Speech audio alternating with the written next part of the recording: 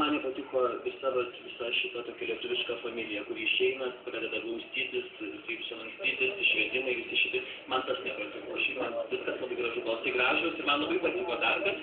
Merginos iš tiesų jie šitą kūrinį atliko labai puikiai.